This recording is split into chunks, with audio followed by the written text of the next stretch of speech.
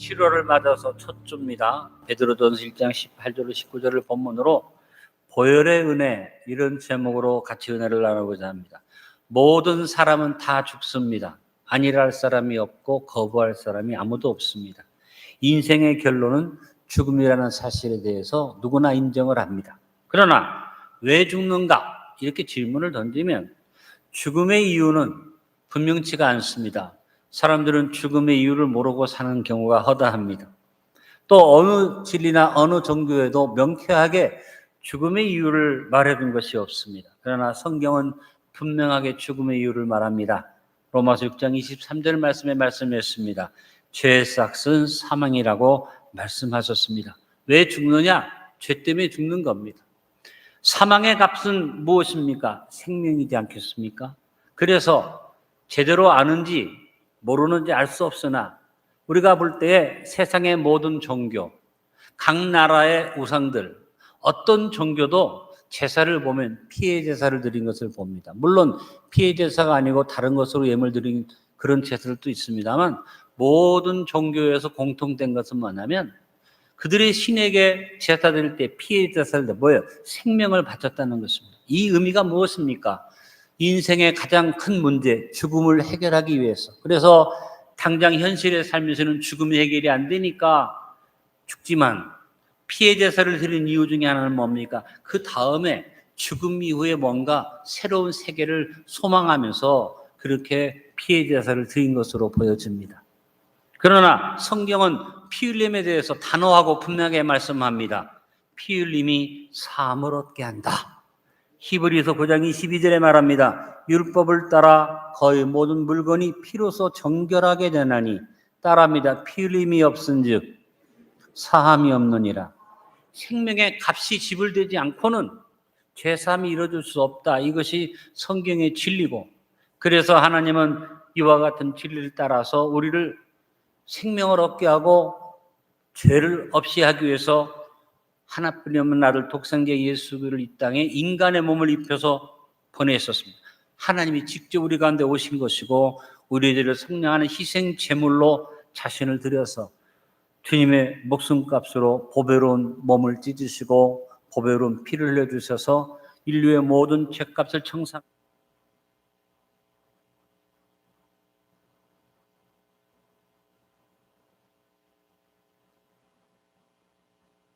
보혈의 은혜를 기념하는 성례전이 됩니다. 죄사함은 오직 흠없고 점없는 어린 양 같은 그리스도의 보배로운 피로 이루어진 것이라고 오늘 본문에 말했고, 똑같은 말씀이 에베소서 1장 7절에 기록되어져 있습니다. 우리는 그리스도 안에서 그의 은혜의 풍성함을 따라 그의 피로 말미암아 속량 곧 죄사함을 받았느니라고 말씀하신 것입니다. 구약의 제사에서는 짐승의 피를 들여서 죄사함을 얻었죠. 짐승의 피값은 모든 죄에 대한 값을 치를 수 없기 때문에 하나님께서는 매번 드려지는 그 제사를 단번의 제사로 바꾸시기 위해서 예수 그리스도를 통해서 자신의 생명을 우리의 죄값으로 지불하시고 죄사함의 은혜를 이루시고 베푸셨습니다. 히브리서 9장 12절에 말씀했습니다. 염소와 송아지의 피로 하지 아니하고 오직 자기의 피로 영원한 속죄를 이루사 단번에 성소에 들어가셨느니라. 하나님의 생명값, 천지를 지으신 하나님 자신의 생명을 값으로 치르신 죄사함이기 때문에 예수님으로 말미암아 이루어진 속죄, 그 은혜는 단번에 영원한 속죄를 이루신 것입니다. 여러분이 무엇보다 기념해야 할 것은 단번에 영원한 속죄를 이루신 것을 기념해야 합니다. 이것이 성찬의 가장 중요한 의미입니다. 한번 따라합니다. 단번에 이루신 영원한 속죄입니다. 예수님께서는 6월절 만찬 자리에서 떡을 떼어주시면서 이것은 너희로 인한 내 몸이니 이것을 향하여 나를 기념하라.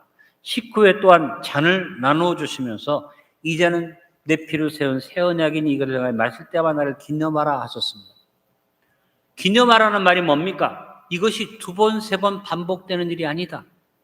내가 너희에게 이 행하는 이것이 단번으로 이루어진다. 기념해라. 그런 의미를 품고 있는 것입니다. 그리고 이렇게 말씀하신 것처럼 예수님은 십자가 위에서 단번에 영원한 속죄의 값을 다 치르시고 마지막 십자가 위에서 선언이 뭡니까? 다 이루었다. 테텔레스타이. 다 지불했다. 쉽게 말하면 완불했다. 예수님의 보혈을 의지한 사람의 삶은 완불 인생이 되는 것입니다. 초대교회는 예수님이 이루신 이 단번에 이루신 영원한 속죄를 기념하고 감사하기 위해서 모일 때마다 유월절 만찬을 생각하면서 식사를 나누는 것입니다. 이것을 아가페 만찬이라고 불렀습니다. 우리말로 말하면 애찬입니다. 그런데 이 애찬이 진행되는 과정에 부작용이 생깁니다. 음식을 가져오고 준비하는 문제도 있고, 먼저 온 사람과 나중 온 사람도 있고, 먹다 보니까 좋은 것 가져온 사람과 나쁜 것 가져온 사람이 서로 어울리다 보니까 가난한 자와 부한 자 사이에 식사에 차별이 생겼습니다. 그래서 사랑의 만찬이 교회의 문제거리가 되니까 바울이 고린도 교회에 편지하기를 고린도전서 11장 23절 26절에서 야 애찬을 금하고 기념하는 성찬으로 행해라 하고 성찬의 규례를 바울이 정해주었고, 이것이 교회의 전통이 되고 초대교회 이후로 교회에 이어져 오다가 오늘 우리 안디옥 교회도 바울이 말한 이 성찬의 규례를 따라 성례전으로 오늘 성찬을 행하는 것입니다. 오늘도 주님이 흘리신 보혈의 은혜를 되새기며 성찬을 받습니다. 우리가 성찬의 잔을 기념하고 마시는 것은 주님의 보배로운 피로 말미암아 우리에게 이루어진 단번에 이루어진 영원한 속죄를 기념하는 것입니다. 다시 한번 따라합니다. 단번에 이루어진 영원한 속죄. 그래서 하나님과 우리 사이에 옛 언약이 없어지고 하나님과 우리 사이에 새 언약으로 언약이 이루어진 것을 기념하는 것입니다. 모세로 말미암아 주어진 옛 언약인 율법의 언약은 행위의 언약이었습니다.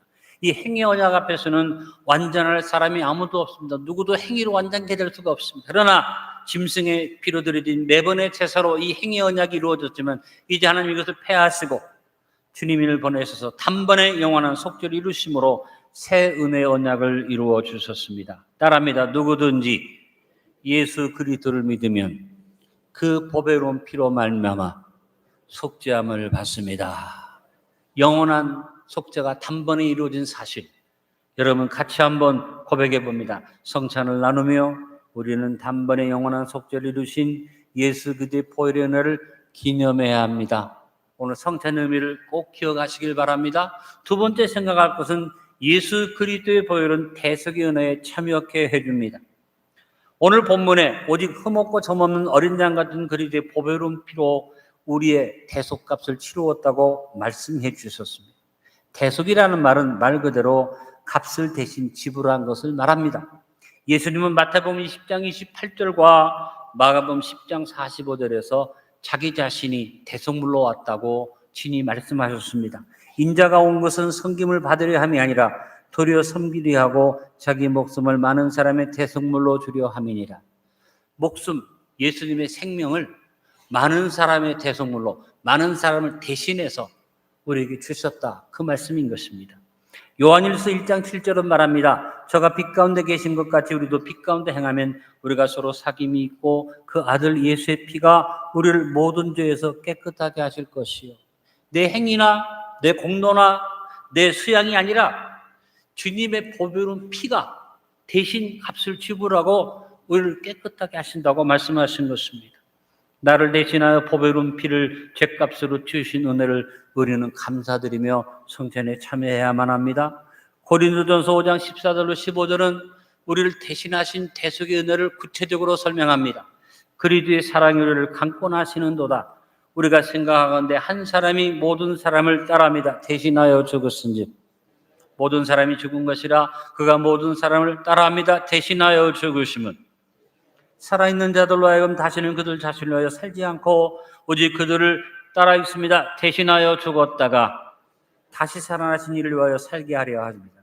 대속의 은혜를 대신하여 거듭 설명해 주고 있습니다.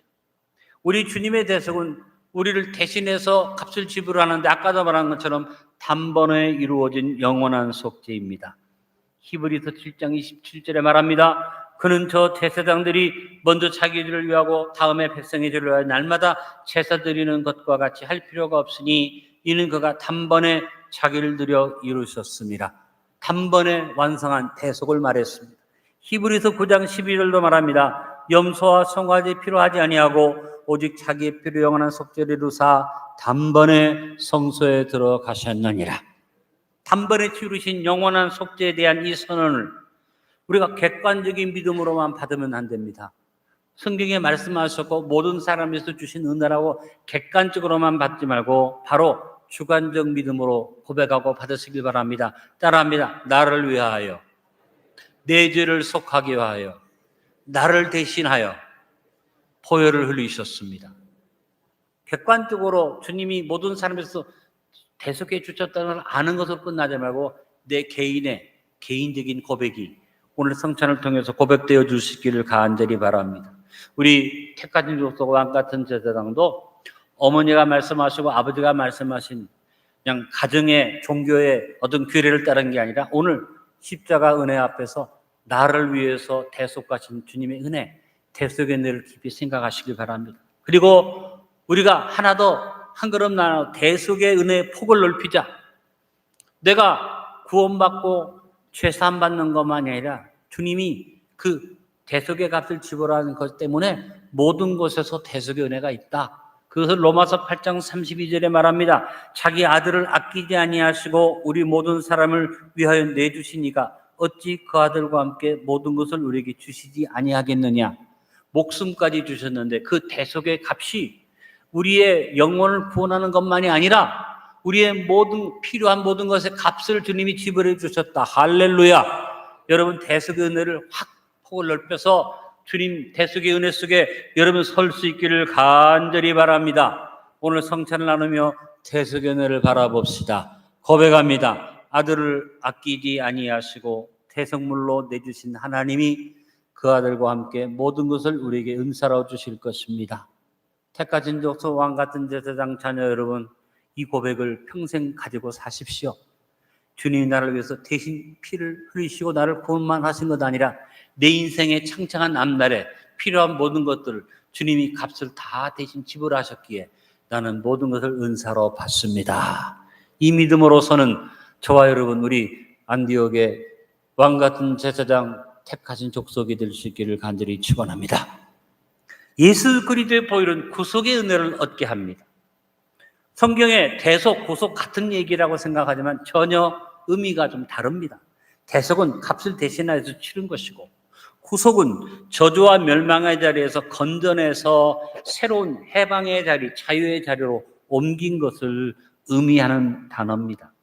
에베소서 1장 7절에 우리가 그리스도 안에서 그의 은혜의 풍성함을 따라 그의 피로 말미암아 구속고 죄사함을 받았으니 대신 값을 지불하고 값이 청산될 뿐 아니라 구속에서 그 자리에서 건져내어서 새로운 자리로 옮겼다는 말씀을 에베소서에서 말하고 있습니다. 베드로전서 1장 18절로 19절 오늘 본문입니다. 오늘 본문에 너희가 알거니와 너희 조상의 유다는 망령된 행실에서 구속된 것은 우리가 과거에 망령된 행실 하나님이 보시기에 아름답지 못한 삶 속에 있었는데 이걸 건져내셔서 죗값만 지불하는 우리를 건져내셔서 우리를 보배로운 피로 새롭게 새로운 나라로 옮기신 것을 구속이라고 말하는 것입니다. 요한계시록 1장 5절도 말합니다. 또 충성된 증인으로 죽은 자들 가운데서 먼저 나시고 땅 임금들의 머리가 되신 예수 그리스도로 말미암아 은혜와 평강이 있기를 원하노라.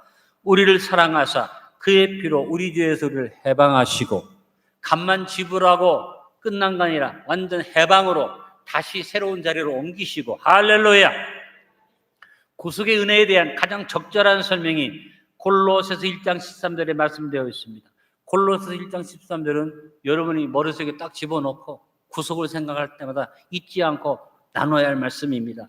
그가 우리를 흑암의 권세에서 건져내사 그의 사랑의 아들의 나라로 옮기셨으니 따라합니다. 건져내사 옮기셨으니 여러분 값을 대신 지불했다는 의미와 그 다음에 건져내서 새로운 데를 옮겼다는 의미는 엄청난 차이가 있습니다. 대속의 은혜만 생각하지 말고 여러분 구속의 은혜를 늘 사모하길 바라고 건져내서서 옮긴 이 얘기가 내가 지옥에서 건져내 맞아서 천국 가는 정도가 아니라 내 일상에서 모든 삶에서 우리는 건져냄을 받아야 할 때가 많습니다. 지난 한 주간 여러분 힘이 어렵고 힘든 자리에 빠진 분 계시고 물질의 어려움에 빠진 분 계시고 많이 고통 자리에 빠진 분들 계시는데 구속의 은혜가 임하면 이것을 건져내 주셔서 새로운 축복의 자리로 옮겨주십니다. 귀한 택하신 족속 왕같은 제사장 자녀 여러분 삶 속에서 어찌할 바를 모르는 절박한 상황에 처할 때가 있는데 구속의 은혜를 믿으면 하나님이 여러분을 건져내셔서 여러분이 원하는 새로운 자리로 옮겨주시는 축복이 있습니다. 여러분 오늘 성찬 나누면서 이 구속의 은혜를 고백하고 시인합시다. 같이 시인합니다. 저주의 자리에서 건져내사 축복의 나라로 옮기셨습니다. 믿으십니까? 다음으로 예수 그리스도의 보혈은 속량의 은혜를 누리게 합니다. 대속, 구속, 속량 다 같은 단어지만 역시 이 속량도 또 다른 의미가 있습니다. 대속의 은혜는 죄의 값을 치료해 주신 은혜, 아까 설명드렸죠. 구속은 아까 말한 것처럼 저주에서 건져내셔서 축복의 나라로 옮기신 은혜입니다. 그렇다면 속량의 은혜는 뭡니까? 죄사함 받고 건져냄 받고 그 다음에 법적인 자격으로 의롭다 하심을 얻으며 법적인 자격으로 자녀의 명분을 얻는 은혜가 속량의 은혜인 것입니다. 그래서 내가 얻은 자유와 해방이 건져내서 새로운 자리에 옮겨졌는데 이것이 법적으로 보장되는, 그래서 우리를 옮겨놓고 끝난 게 아니라 너는 이제부터 의롭다, 칭의의 자격이 주어진 것이 속량이다. 로마서 3장 24절에 그리스도 예수 안에서 있는 속량으로 말미암아 하나님의 은혜로 값없이 의롭다 하심을 얻은 자 되었느니라. 죄값는 지울된 게 아니다. 네 자리만 옮겨진 것이 아니다. 네가 의롭다 하심을 얻었다. 너는 오늘부터 의인이다. 이것이 속량의 은혜입니다. 의롭담을 얻는 것을, 법적 자격을 얻는 것을 말하는데 의라는 의미의 헬라어 디카이오스는 세 가지 의미가 있습니다. 꼭 기억하시기 바랍니다. 죄가 전혀 없는 상태가 되었음을 말합니다. 마귀의 참소와 정죄를 받지 않는 권세를 말합니다. 언제나 하나님 앞에 당당히 나아가는 자격을 말합니다. 이 속량의 은혜가 얼마나 큰지 모릅니다. 이것을 확신하면서 여러분이 승리의 삶을 사시길 바랍니다. 의롭담을 얻는 것을 갈라디아 4장 5절에서는 율법 아래 있는 자들을 속량하시고 칭의를 주셔서 속량하시고 더 우리로 아들의 명분을 얻게 하려 하심이라.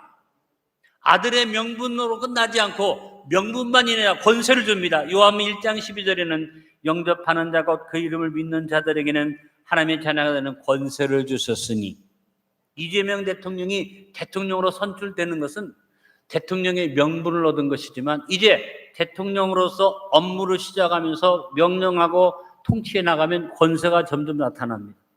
앞으로 이 권세가 이 나라를 살릴지 죽일지 알 수 없지만 나는 믿습니다. 하나님이 지켜주셔서 대한민국을 살리는 권세를 펼쳐갈 것을 확신합니다. 근데 여러분, 명분을 얻는 것과 권세를 얻는 것은 다릅니다. 윤석열 대통령이 대통령의 명분을 가졌습니다. 그런데 불행하게도 탄핵이 되어서 대통령의 자리에서 물러갔습니다. 뭘 잃어버린 겁니까? 권세를 잃어버린 겁니다.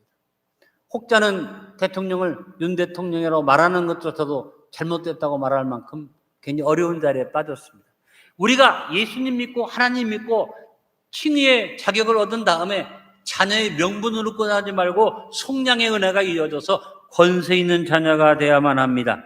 디도서 2장 14절에 말합니다. 그가 우리를 대신하여 자신을 주시면 모든 불법의 도리를 속량하시고 우리를 깨끗하게 하사 선한 일을 열심히 하는 자기 백성이 되게 하려 하심이라. 명분만 있는 게 아니다. 의인의 칭함만 받는 게 아니다. 자녀의 명분만 갖는 게 아니다. 실제적으로 따르면 선한 일을 열심히 하는 하나님의 백성이 되는 것, 이것이 바로 속량의 은혜를 얻는 일이 되는 것입니다. 이와 같이 의롭다함을 얻으면 법적 중보를 우리가 받아서 천국 갈 때까지 우리의 이 은혜가 유효하다. 히브리서 9장 15절에 이로 말미암아 그는 새 언약의 중보자시니 그는 첫 언약 때의 범한 죄에서 속량하려고 죽으사 부르심을 입은 자로 하여금 따라합니다. 영원한 기업의 약속을 얻게 하려 하심이라.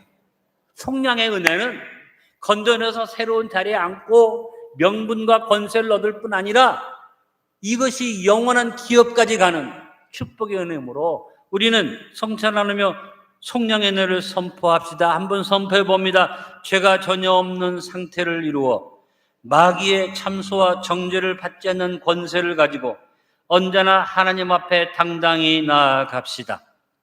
비춰주세요. 이렇게 시간을 잘 맞춰주셔야 됩니다.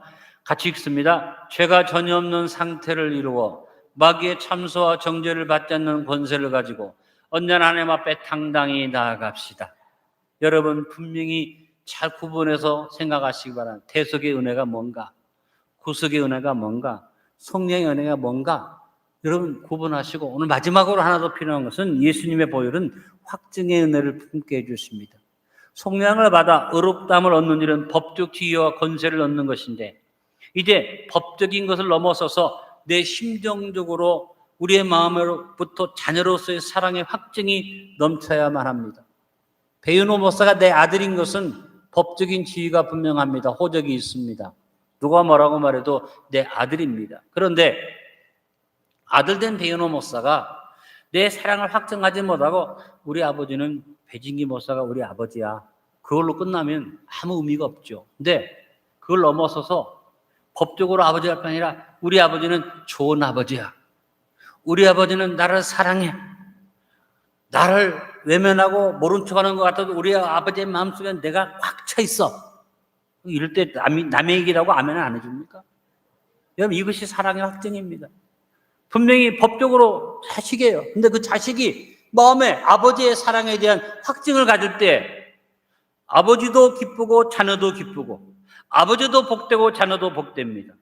여러분이 예수님의 은혜로 말미암아 법적인 자리에서 벗어나서 이제 확증의 자리에 설 수 있기를 바랍니다. 로마서 5장 9절에 우리가 아직 죄인 되었을 때 그리스도께서 우리를 위하여 죽으심으로 하나님께서 우리에게 대한 자기의 사랑을 확증하셨느니라. 그냥 말로만 말씀으로만 약속이 아니라 내 마음에 하나님의 사랑을 뜨겁게 확증케 해주셨습니다. 할렐루야.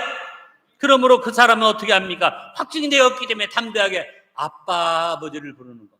하나님을 향해서 아빠 아버지를 부르는 사랑의 확증이 있기를 바랍니다. 로마서 8장 15절에 너희는 다시 무서워하는 종의 영을 받지 아니하고 양자영을 받았으므로 아빠 아버지라고 부르짖느니라. 갈라디아서 4장 6절에 너희가 아들이므로 하나님이 그 아들의 영을 우리 마음 가운데 보내사 아빠 아버지라 부르게 하셨느니라. 자녀가 돼서 사랑의 확증을 누리는 사람에게 예수님이 포장으로 말씀하셨습니다. 야, 너는 자녀다. 너를 위해서 성령을 보낸다. 그러므로 이제 네가 사랑의 확증을 가지고 내 이름으로 무엇이든지 구하면 내가 응답하리라. 요한복음 14장 13절로 14절에 너희가 내 이름으로 무엇을 구하든지 내가 행하리니 이는 아버지로 하여금 아들로 말미암아 영광을 받으시게 하려 함이라. 내 이름으로 무엇이든지 내게 구하면 내가 행하리라. 요한복음 15장 16절에 너희가 나를 택한 것이 아니요 내가 너희를 택하여 세웠나니 이는 너희로 가서 열매를 맺게 하고 또 너희 열매가 항상 있게 하여 내 이름으로 아버지께 무엇을 구하든지 다 받게 하려 함이니라. 요한복음 16장 23절로 24절은 같이 읽습니다. 그날에는 너희가 아무것도 내게 묻지 아니하리라. 내가 진실로 진실로 너희에게 이르노니 너희가 무엇이든지 아버지께 구하는 것을 내 이름으로 주시리라. 지금까지는 너희가 내 이름으로 아무것도 구하지 아니하였으나 구하라 그리하면 받으리니 너희 기쁨이 충만하리라. 오늘 예수님의 보혈로 말미암아 나에게 주어진 사랑의 확증, 하나님이 응답하시고 주신다는 채우심의 확증이 우리 속에 넘쳐나서 이 확증을 늘 찬양할 수 있게 되기를 간절히 바랍니다. 아버지 사랑합니다. 아버지 경배합니다. 아버지 채워주소서. 주님의 사랑으로 예수님 사랑합니다. 예수님 경배합니다. 예수님 채워주소서. 주님의 말씀으로 성령님 사랑합니다. 성령님 경배합니다. 성령님 채워주소서. 주님의 능력으로 확증을 품으십니까?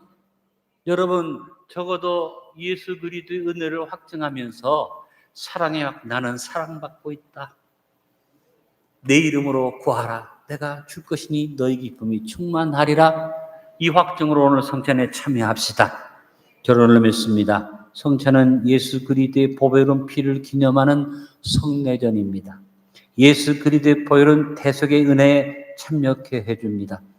예수 그리스도의 보혈은 구속의 은혜를 얻게 합니다. 예수 그리스도의 보혈은 속량의 은혜를 누리게 합니다. 예수 그리스도의 보혈은 확증의 은혜를 품게 해줍니다. 무엇보다 예수 그리스도의 보혈은 우리에게 영생, 바로 하나님의 생명으로 살아가게 해주십니다. 보혈의 은혜에 감격하며 주님의 살을 먹고 주님의 피를 마심으로 주님 안에 거하고 내 안에 주님이 거하시는 은혜로운 성찬에 기쁨으로 참여합시다. 아버지, 오늘 예수님의 보혈을 깊이 묵상하면서 주님의 보혈을 기념하는 삶을 살기를 결단하며 성찬에 참여합니다. 대속의 은혜에 참여하여 아들과 함께 모든 은사를 주시는 대속의 은혜, 단번에 이루신 영원한 속죄를 내 것으로 받습니다. 구속의 은혜를 내가 얻어서 내가 건져냄을 받았고 새로운 나라에 옮기심을 받았음을 생각하며 내 삶의 모든 범사에서 구속이 임하는 것을 감사드립니다.